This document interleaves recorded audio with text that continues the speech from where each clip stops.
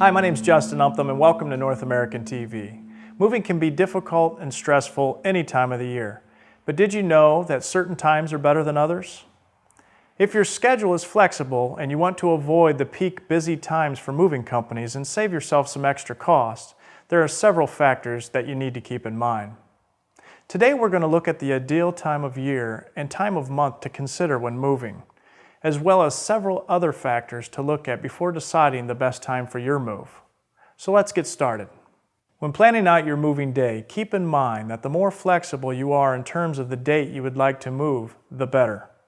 This will ensure that you are able to avoid the busy season and reduce costs associated with your move. So when is the best time of year to move? Most moving companies will tell you either in the spring or fall.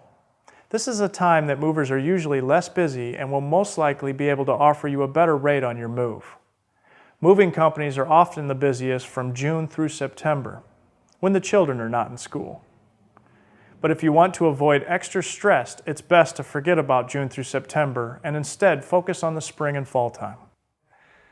Now that you know the best times of the year to move, let's talk about the best times of the month. Deciding to move at the beginning of the month is usually your best option. Moving companies are busiest mid-month and at the end of the month. Also keep in mind that moving on the weekends usually will cost you more than moving during the week. If you want to save yourself some extra money, schedule a move at the beginning or end of the week. While time of year and time of month are important considerations to keep in mind, it's also crucial to look at other factors as well. If you have children who are currently enrolled in school, it may be easier on them if you schedule your move through the summertime or over a holiday. Although this is the busier time for moving companies, it may reduce the stress on your children. Besides considering children, you should also think about your employment. If moving for work, you may have no say when it comes to the date and time. Be sure to coordinate with your employer to find the best option for both of you.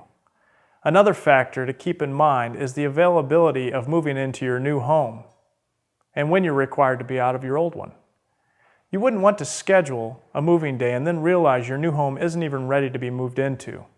It's best to check both of these dates beforehand.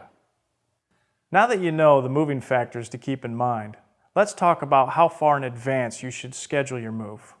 Selecting a moving company should be done as far in advance as possible.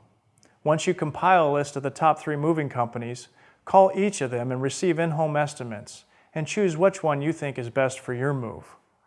Coordinate with the company and be sure you have your final moving data set at least 6 weeks in advance. This will help ensure you're able to actually move on the date you wanted and will save you a lot of money and stress and unnecessary hassle. Again, remember that if you choose to move during any of the busy times such as summer, holidays, or weekends, you will most likely be charged more since moving companies up their rates during the busier times. If you want to save yourself some money, really consider moving at the other times that we talked about. So now that you understand the best times to schedule your move, start calling companies and schedule your move today. Thanks for watching. With North American TV, I'm Justin Umtham, wishing you a safe and easy move.